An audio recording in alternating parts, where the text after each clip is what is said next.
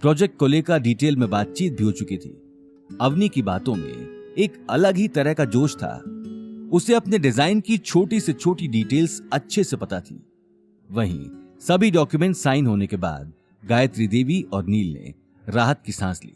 गायत्री देवी अब फूंक फूंक कर अपने कदम उठा रही थी। कुछ ही देर में सभी डॉक्यूमेंट्स की फॉर्मेलिटी पूरी हो गई। अवनी, आई एम सॉरी तुम्हें परेशानी उठानी पड़ी। You did a great job.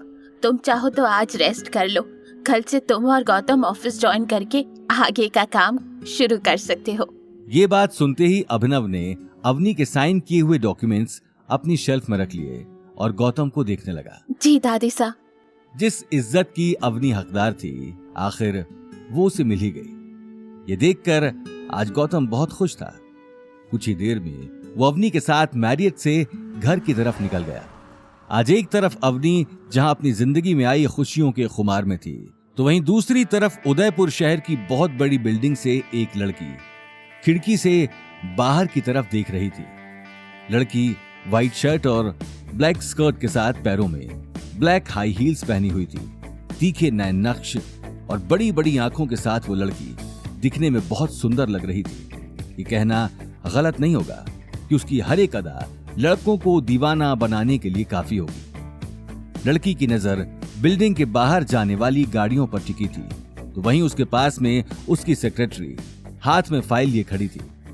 एक अजीब सी खामोशी दोनों के बीच छाई हुई थी। देखते ही देखते वो लड़की खिड़की बंद कर पास ही रखी कुर्सी में बैठ गई। उसी वक्त सेक्रेटरी ने हिचकिचाते हुए कहा, दीपशिखा, हमारी कंपनी आने वाले दिनों में बहुत सारी डील्स साइन करने वाली है, इसलिए तुम्हारा यहां रहना बहुत जरूरी है। तुम्हें नहीं लगता कि इस वक्त तुम्हारा जोधपुर जाना ठीक नहीं है? दीपशिखा बिना कुछ जवाब दिए अपने सामने रखी फाइल्स को देखने लगी। ये लड़की और कोई नहीं वही दीपशिखा थी जिससे 1 साल बाद गौतम की शादी होने वाली थी। दीपशिखा अपने परिवार में सबसे चहेती थी। उसके पापा आनंद मित्तल ने बचपन से ही दीपशिखा की हर फरमाइश को पूरा किया था और फिर बड़े होते होते दीपशिखा ने अपने फैमिली बिजनेस को ज्वाइन कर लिया। आनंद मित्तल का बिजनेस उदयपुर के साथ साथ ही बहुत सारे शहरों में फैला हुआ था। मार्केट में उन्हें स्टील किंग भी कहा जाता था। किसी रॉयल फैमिली से कम नहीं थी ये फैमिली। कोई बिजनेस में उनके दिमाग और तजुर्बे के आगे खड़ा नहीं हो सकता था, लेकिन अपनी बेटी की जिद के आगे आनंद मित्तल को झुकना ही पड़ा। उन्हें सिर्फ इस बात का डर था कि गौतम से शादी होने के बाद उनकी फैमिली और बिजनेस रेपुटेशन पर लोग सवाल खड़ा करेंगे, इसलिए वो मौका देखते ही किसी ना किसी को समझाने के लिए भेज देते थे।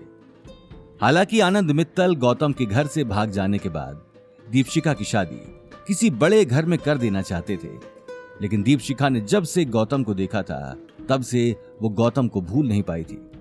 यहां तक कि गौतम के चले जाने के बाद भी उसने गौतम का पता कर लिया था, लेकिन गौतम की शादी वाली बात उसे कुछ दिन पहले मुंशी जी से ही पता लगी थी। लेकिन अब अपने दिल में उमड़ रहे प्यार के आगे दीपशिखा को गौतम की शादी भी नजर नहीं आ रही थी। इसलिए आज दीपशिखा ने अपनी कंपनी का इंपॉर्टेंट काम छोड़कर जोधपुर जाने का मन बना लिया था। हालांकि पास में खड़ी सेक्रेटरी याशी दीपशिखा की बहुत अच्छी दोस्त भी थी और उसकी पर्सनल सेक्रेटरी भी, जो हर वक्त उसके साथ ही रहती थी।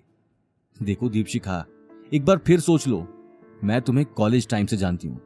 अरे तुम्हारे पीछे लड़कों की लाइन लगी रहती थी और आज भी लड़के लाइन लगाकर खड़े हैं, लेकिन तुम गौतम, तुम मेरी बात क्यों नहीं समझ रही?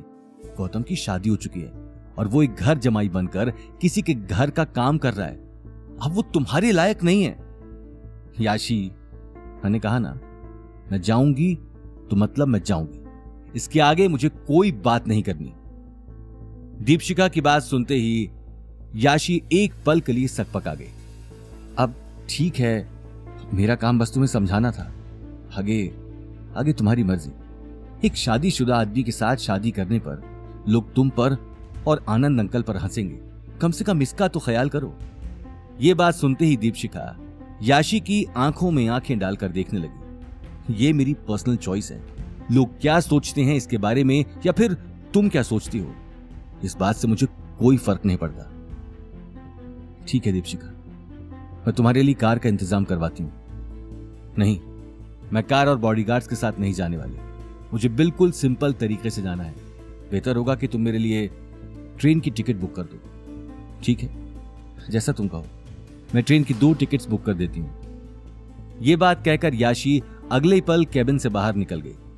उसके जाते ही दीपशिखा एक टक दीवार को देखने लगी। आगे की कहानी जानने के लिए देखिए अगला एपिसोड सिर्फ पॉकेट एफएम के यूट्यूब चैनल पर और रॉयल वारिस के सारे एपिसोड्स को सुनने के लिए डिस्क्रिप्शन में दी लिंक से डाउनलोड करें पॉकेट एफएम ऐप।